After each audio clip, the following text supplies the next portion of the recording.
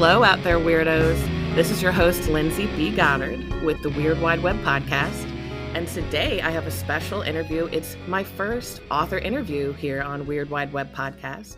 And we have author T.M. McLean with us. Did I get your name right? You did get my name right, yeah. No, it's a bit funny, really, because Scottish people always tell me that my name's McLean.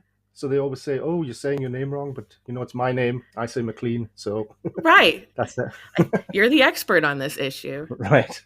And you hail from, where are you right now? The Netherlands? I'm in the Netherlands, yeah. So I'm here for my wife's job. She's a teacher, and she teaches in an international school in the Netherlands. So that's why we're out here. That's so cool. I've never gotten out of my little spot in the world, so I'm always really curious about other places. I'd love to get there. Yeah. I mean, the thing is, you're in the US, right? So if you wanted to, you have everything in the US already. Like any kind of landscape, any kind of... That is one of the most optimistic outlooks on the US I've heard in a minute. Well, I had kind of told you when we discussed prior, one of the first things I wanted to set right into asking you, I've got to know, what's with all the bugs? What you write so many of your stories are creepy crawlies. What's going on with that? I do have a lot of creepy crawlies, yeah. But I don't know. I love bugs. They're everywhere. So everywhere you look, there's a bug. You pick up a rock, there's a spider under it. There's, roly polies or whatever you call them where you come from. They're everywhere, those creatures, and they're weird, right? So if you really look closely at the bugs, like in one of my stories, I talk about where bugs are sort of human-sized, and the guy says he hadn't realized how disgusting insect mouthparts are, and I think bugs they are quite disgusting, especially when you see them close up. Oh yes, it's creepy and it's weird, and I just love how they go about their business. So I've been lucky enough to travel quite a bit. And I find myself everywhere we go, whether it's in Asia, whether it's, in Europe or wherever we go, I always find ants for some reason. I see ants everywhere, and they're always different. So every country has its own ants, and wow. Some of them have millions of different types of ants, and I just sit there for ages watching them for some reason. I don't know why, I'm just fascinated by bugs.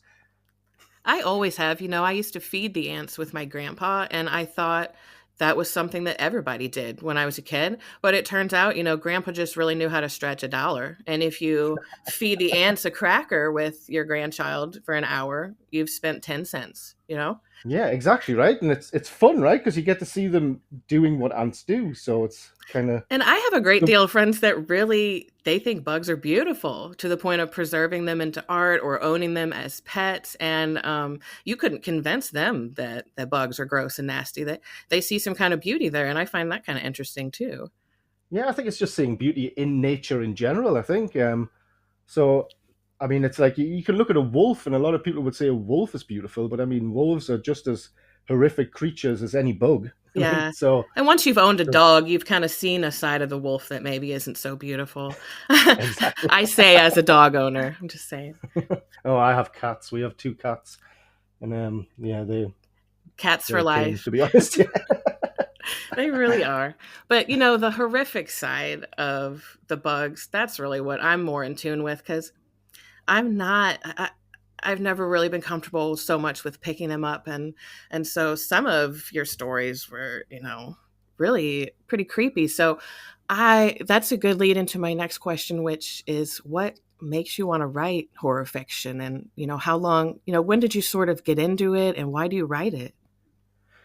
I kind of fell into it by accident. I read a lot of horror when I was a teenager, mostly short story books, Stephen King, Richard Lehman, stuff like that.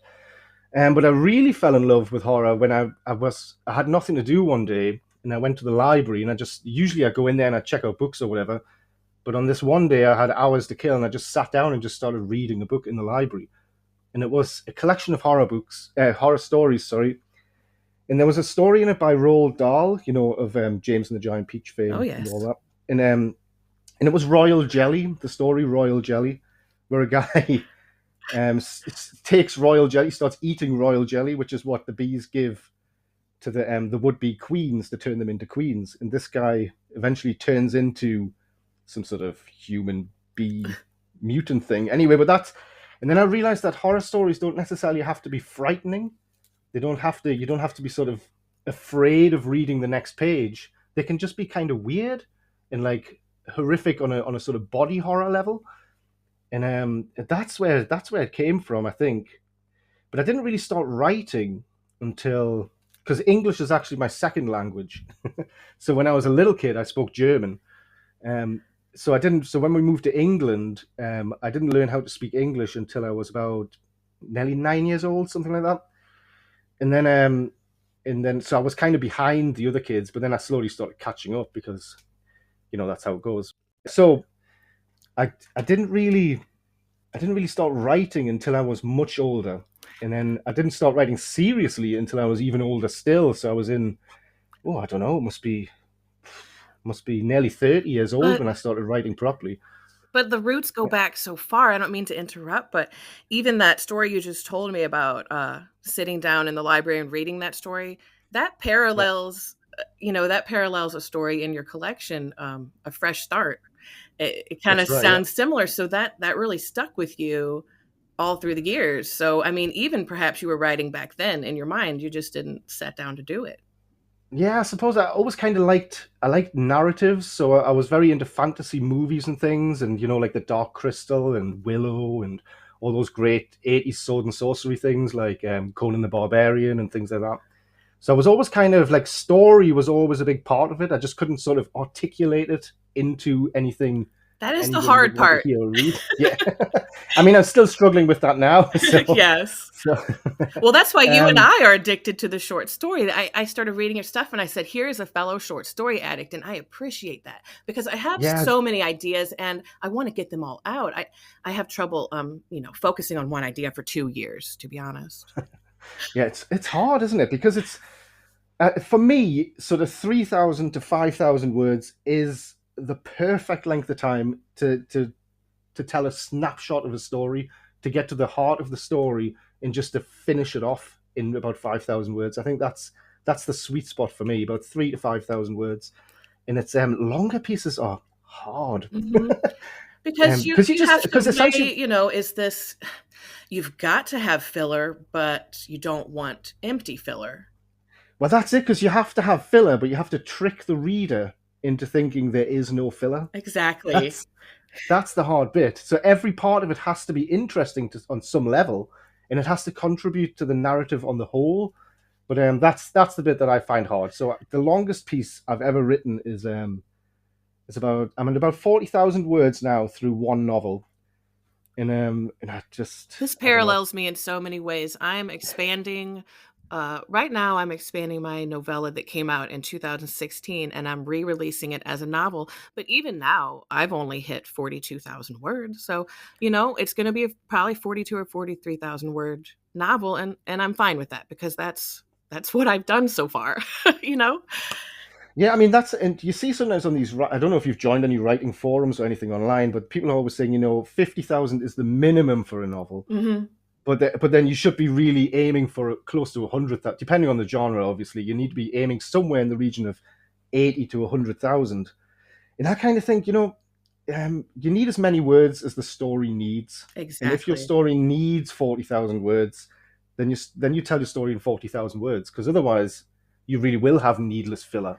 And And you how just many novels have you suffered through knowing that that's what happened? Is just the writer was told, "Look, we need another 5 chapters." Period. Yeah. I mean, even look at some of the big authors in the horror genre. Like look at Stephen King. Like his books are getting longer and longer and longer. And I Could mean, they he's get any he's longer though? Could they? I don't know. Maybe you couldn't get much longer than The Stand. I don't know if I loved hearing you mention Richard Lehman as an influence because it might be rare for me as a woman. I haven't met many other women that are Lehman fans, but um, yeah, I went through down a rabbit hole with him because he kind of hooks you in right away, and you don't yeah, have a yeah. choice but to keep going. I mean, the guy can write. Well, actually, he has this. I've never read another writer like him, because he says so much with so little. Somehow Hmm. he captures the entire essence of a personality in just a couple of paragraphs, and I don't know how he does that. That's what I kind of try to emulate. So if you read my work, I try to be direct. I try not to have loads of fluff. I don't have loads of long descriptive passages. I've played with that kind of thing in the past, and it just doesn't work for me. So I kind of try to be as direct and snappy as I can be, Mhm. and that's the layman influence. That's what that is. And there's got to be that because there are readers who need that. They will fall asleep with, all Yeah, the flowery prose, and they want maybe not action, but they want to stay hooked and be reeled in the whole yeah, time. So, yeah. I agree. Yeah, that's. I mean, it's a real skill. It's a skill that I'm trying to work on. So, if people read it and they like it, then that's great. But that's I mean, as writers, we're always working on trying to be better, and yes. you never want to sort of stagnate. So you're always trying to be like, how could I say that in a more concise way? Or that's my game anyway. I try to be as concise as I possibly can, and I guess that harkens back to sort of because I did a philosophy degree in so for all the essays and things that I wrote, you have to be very precise in your language, and you have to choose the right words at the right time, and otherwise the professors don't like it. And yeah, I mean, so layman is a big influence, and there was a time when I thought I was going to be a splatterpunk writer. That was my aim when I first started writing. I did I wanted to notice write. when I looked you up, there was an anthology that was more extreme horror, kind of caught my eye. So I was wondering that Oh yeah, about you. yeah. So Okay, I'll let that's you that. continue. I'm sorry. That would have been that would have been DOA 3, I think, which came out a few years ago now. It's still one of my most recent publications. But that was really extreme horror, and actually, my story in that, I'm even shocked that they chose it because it's it's almost um it's almost too disgusting for even me. so I was surprised that they chose it, and it's actually featured alongside some big names in the sort of splatter and extreme punk, extreme horror That's the genre community. where that is appreciated, and continuously throughout my writing career, I am shocked. I'll have a friendship going with someone for 3, 4 years, and I'll read a few of their things that are, normal. And then I'll read one of their splatterpunks and I'll just say, "What the hell is wrong with you?" Yeah, I mean it's an acquired taste, I think. But but that as well, because I got into horror at the same sort of time that I got into punk, and I saw the parallels between the two. So I joined formed a punk band, and at the same time, I started watching, things like Peter Jackson's early films, Brain Dead and Bad Taste, or Ugh, I love them. Meet the Feebles and all that kind. Like I got into all that kind of stuff, and then like Trauma, as in the Toxic Avenger and all those kinds of things. I got into that, and that seemed to parallel with my love of sort of Richard Lehman and then later Edward Lee and stuff like that. Like it all seemed like the same thing. So they all had this sort of DIY ethos, and Yeah, if you just and yeah, gotta pump yourself full of your influences, and that's kinda how you fuel up to put out your own art. That's what I do. yeah, Um, exactly right. So and your short story collection, Stingers, I don't think I've even plugged that yet. Stingers. You wrote this there's stories in here by you and another author. that's it. Yeah, there's half the stories are from me, and the other half are from Noel Oswaldini, who's from Australia. And his stories are really good. To be fair, he kind of writes in a similar way to me, but he embellishes a little bit more than I do, and I really like it. I think his stories are phenomenal. I think he writes his best short stories are as good as anyone else's. I And would I say. think it just alternates between his stories and yours, doesn't it? Yeah, exactly. So we decided that we would contribute the same number of stories so that they could then just go one after the other. Yeah. So then it's not weighted in favor of one or the other. We can just kind of share it And now I perfectly. I read a good deal of the book, but I'm busy. I'm going to be honest. I didn't read the whole thing, and I have to ask, does every single story have bugs in this book? Every single story has bugs in Okay. one form or another. So they're not all obvious bugs. So some of Mhm. them are a bit sort of, I don't know, subversive bugs. Some people might be humans, or sometimes they might be bugs. You just don't quite know until the end. Well, So one of them I listened to because you sent me the YouTube link and I had the YouTube story, and that was an interesting one. And that was in what? Killer Bees from Outer Space? Was that what the Yeah, yeah, yeah. So that was Killer Bees from Outer Space, These which was a like anthology a themes are crazy. They come out with the craziest anthology themes. I just have to laugh. at the time when I wrote the story for that, which is called Council Workers, which is the probably the worst title I can even think of. I can't even think of a worse title than that. But anyway, it's called Council Workers because my original title was Intergalactic Invaders from Some Distant Place in Space. Oh, And, well, I like and, that. somebody said to me, it gives away the whole story in the title. It's too long. It's stupid. So I kind of thought, Well, when the guy I'll runs in change it. and screams, there's aliens outside in the first paragraph, I kind of figured. Yeah, and it's got profanity right from the beginning, and so I mean, it's pretty in your face. But at that time, I don't know if you remember because you've been writing about the same length of time that I have, I think, and there was a Probably. big I'm demand on and from off when I get from frustrated or not. right. So there was a big demand at one time for retellings of grim fairy tales, Hmm. and I was just getting so jaded with all these calls one after another. When we want retellings of Little Red Riding Hood or whatever, and I just thought, why? Like, why do we need to have that retold so many times? Yeah. And then these two anthology calls came out, and they were both for B movies, and I thought, this is my thing. Going back to liking things like Bad Taste and Evil Dead and things like that. And I thought, yeah, I can write a B movie story. So Right. so I sat down and I started tapping it out.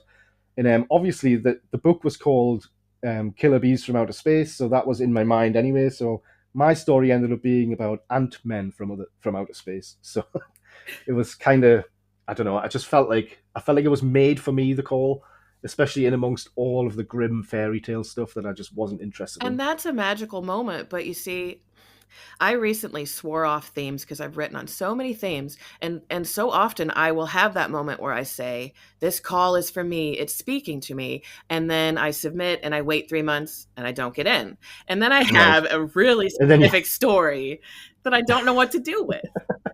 yeah, exactly, right. So then you end up with loads of stories that you can't place anywhere, and then Yes, so I or like finally me, just I just swore it off altogether just yeah, recently.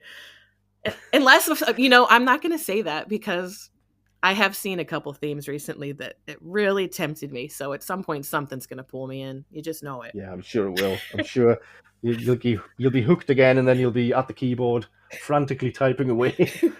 But yeah, so another thing is why Noel and I got together to put out Stingers was because we both had a few bug stories, and they never get any traction, so they get picked up in these anthologies, and then you never really hear anything. Like, nobody ever praises them. You don't hear any sort of fan feedback or anything.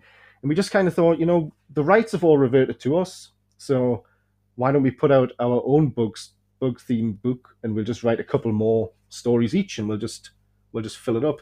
So we had a publisher interested at first, but then they said they wanted something like 80% of the stories had to be original, and at the time we just didn't have that many. So that's why we went down the self publishing route. But I would have yeah, even I don't know. guessed because I mean it's well edited and the cover, the cover looks great. So Oh, the cover that's done by Luke Spooner. He did other. He's my go-to artist really for covers because he's great. And he got me that cover within about an hour of me asking for it. oh So wow.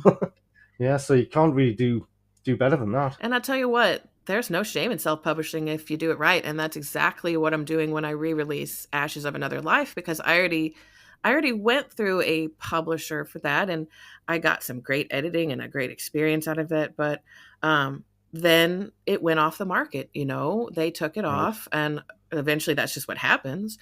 And if I was in charge, I would just keep it on the market forever. So I'm going to put it back out myself, and then it'll always be there. I'm tired of having ghosts in my writing history. Like, oh well, I did do Yeah. that, but you can't get it anymore. So Yeah, it's a shame, isn't it? Especially if it's something that you're proud of. So if it's something that you feel is, you know, worth being read, then you want people to read it. yes. So, it's a funny thing, isn't it? Have you considered getting an agent or something? Or I was making a joke last episode about how I need an agent, but I don't even think I was referring to what a writing agent really does and what their job entails. I think I just need a personal assistant to manage my entire life. I think that's what I need. Yeah, Don't we all? yeah. I don't know. My wife manages most of my life, so I just I just get told where to go, and then I go there. That's Well, that's and she gets a book dedication for her in the front of the book, so it all pays off. exactly, yeah. I mean, it all adds up in the end. So, do you ever think you'll I don't want to approach a sensitive topic, but do you think you'll ever try to do a novel? Well, yeah. I mean, I mentioned earlier, I've been in the middle of writing a novel now for about a year and a half, Oh and yeah. Well, but I it's didn't finish my coffee I told you about, so you got to refresh that. Thank you. right, but it's I guess it's about halfway through at about 40,000 words. But I hit a bit of a stumbling block. So it's not a horror novel. It's a historical fiction novel set in the 14th century. And I did so much research about life among medieval peasants, and how important religion is to those people, and all the rest of it. So it's called For God and Glory, and it's about a guy who he gets sent off to a monastery. He's going to become a monk, but the monastery gets attacked while he's there, and then he kind of his life sort of tumbles out of control. But I really like it, so I really like the novel, Mhm. the whole coming of age aspect. But I got I started to worry a little bit about some of the characters, because I didn't think I featured any women prominently enough. So there's a lot of women in the novel, but they're kind of side characters. Things happen to them, they get rescued, or Mm. they get abused or whatever. All kinds of horrible stuff happens to them, but I haven't got any women in there who are driving the narrative. And I kind of thought, this is not going to sell. Nobody's going to be interested in this. They're going to think it's just another sword swinging, I don't know, swashbuckling adventure. And I Well, wanted it to be more than that. so you go in and you rework some things, but there is plenty of strong women representation in, the fantasy type genre. I think what I sort of misunderstood when you say you're having trouble getting over 40,000 words, I kind of pictured that as a project you had given up on, and what you're describing to me is a novel you're getting deeper and deeper into that someday we're going to be reading, because you're writing a novel is what it sounds like. Yeah, And I mean, it is going to, I hope it's going to see the light of day one day. But like I say, I reached about 30,000 words very quickly. So I've steamrolled through all the first paragraphs, and then last first few chapters, sorry. And then the last two chapters have kind of slowed.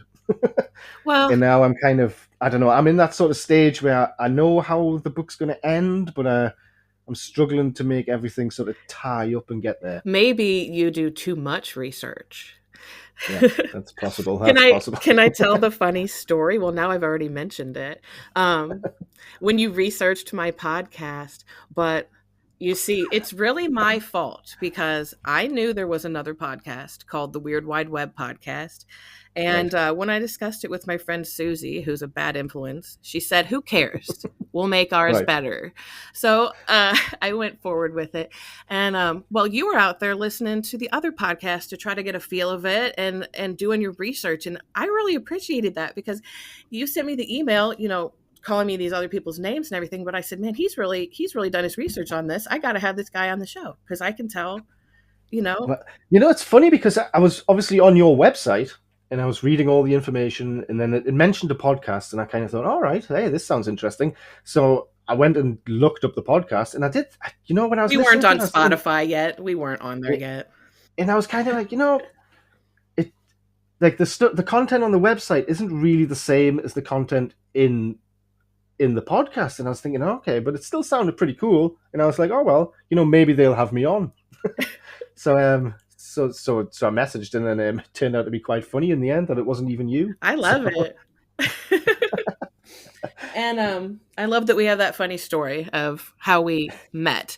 But yeah, I always do air quotes that nobody can see when I say met for my online friends because you so rarely meet them. But yeah. a lot of these people, I feel like I know them. What do we need Well, physicality for? exactly, yeah. Although it is a little odd, isn't it, when you're doing these sort of calls now and there's no video, because we kind of got used to this whole Star Trek. Everyone's on video all the time, and then I hated that. And right now you would just see me in a ratty I'm wearing The Exorcist, so you'd have to look at Reagan from The Exorcist. It's got holes in it. My hair, I don't even know. I've not even looked at it. So let's just be happy this is Let's just audio. be and luckily I've got a Ghostbusters T-shirt on, so they might be able to help us with the whole Ugh, exorcism thing. they would attack my T-shirt. Yeah, So I mean, but we've. yeah, it's just Oh, I'm sorry. Um, no, you go ahead. I just feel like we've kind of touched on you may or may not be writing a novel, but who cares? Because you write a great short story. Oh, Um, thank you very much. you really do.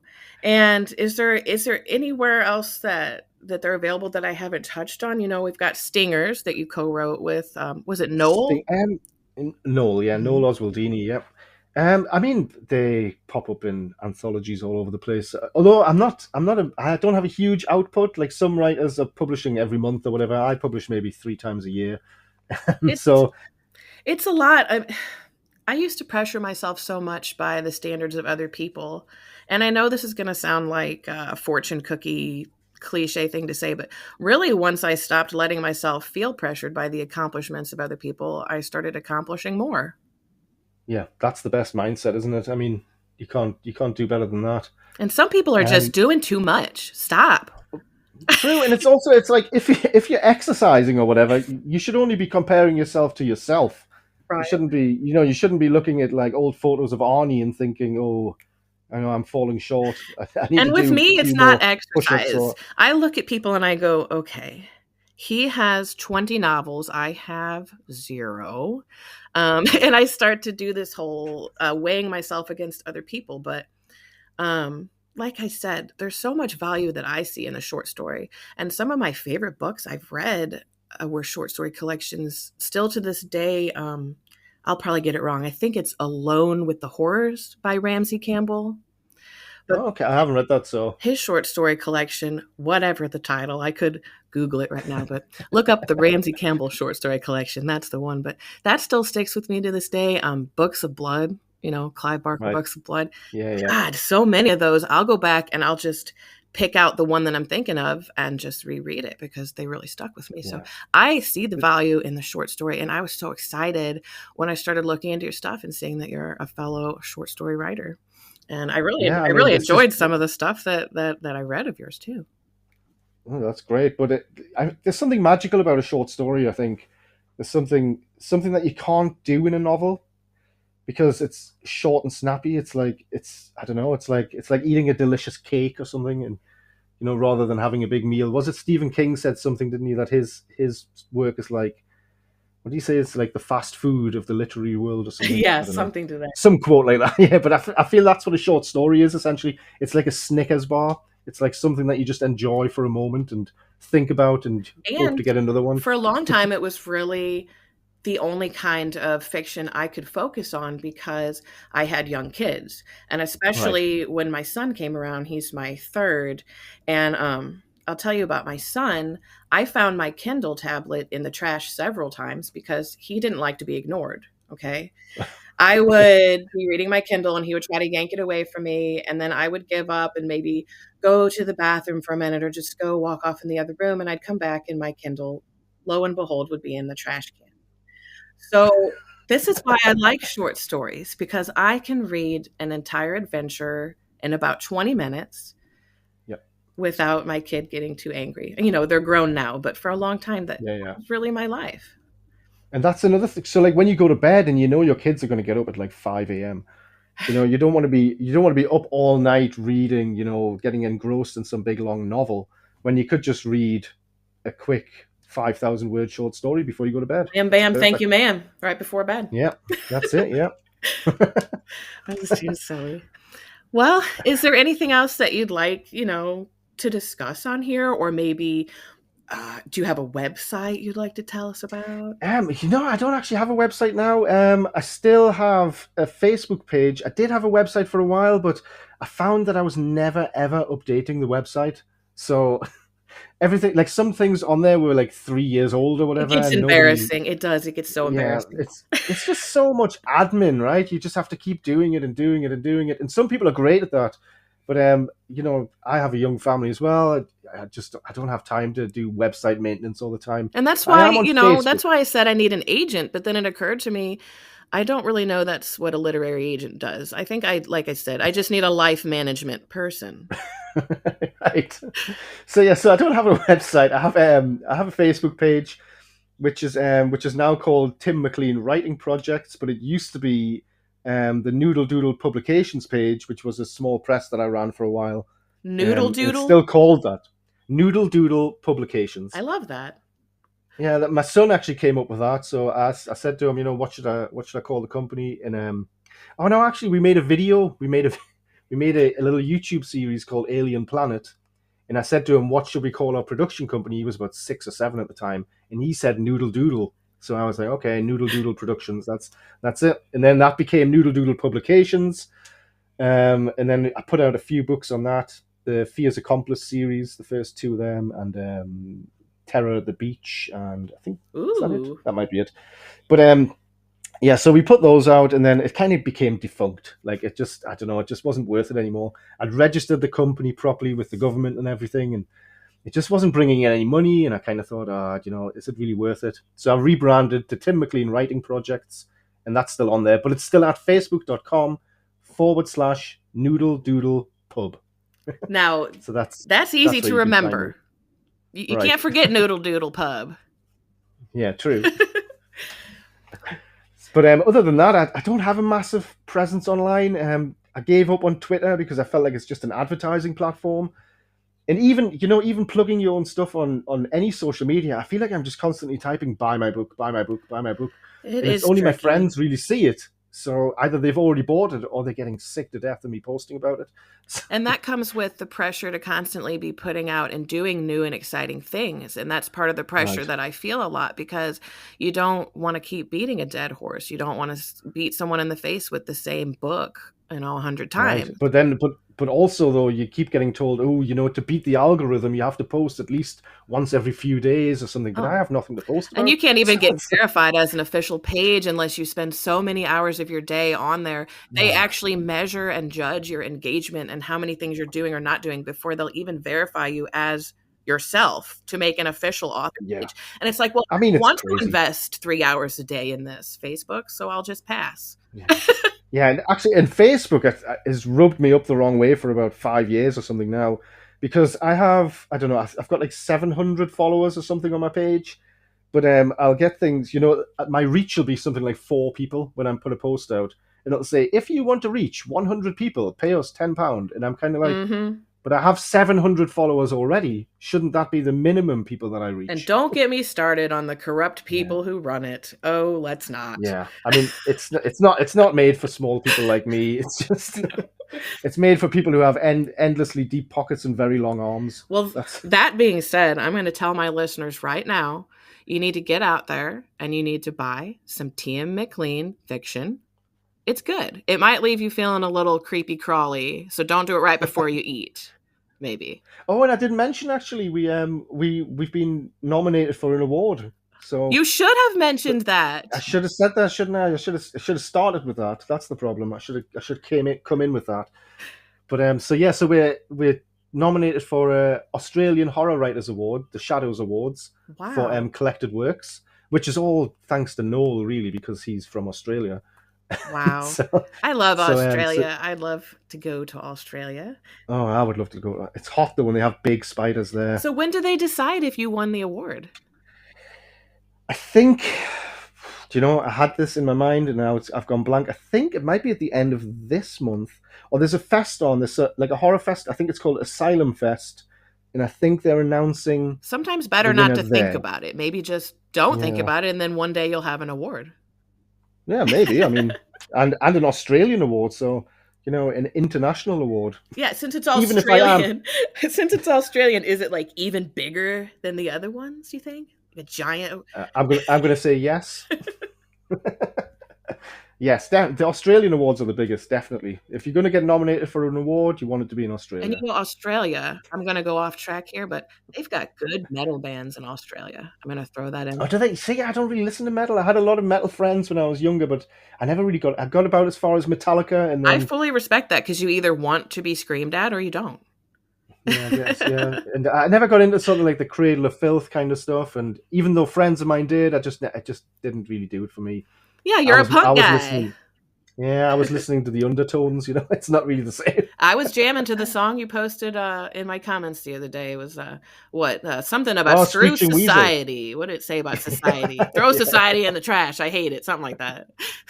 Yeah, yeah. It was that was a Screeching Weasel song. I actually have a Screeching Weasel tattoo, but Oh, really? yeah. But yeah, I love all that stuff. I always tend more towards the melodic side of punk than the sort of really in your face growling at people. And But that's how I am with metal. If you throw melody in there, I'm yours. That's it. yeah, it's got to have something you can bob your head to at least. Yep. I agree. Well, I feel like we could probably close this out because this has been a great episode.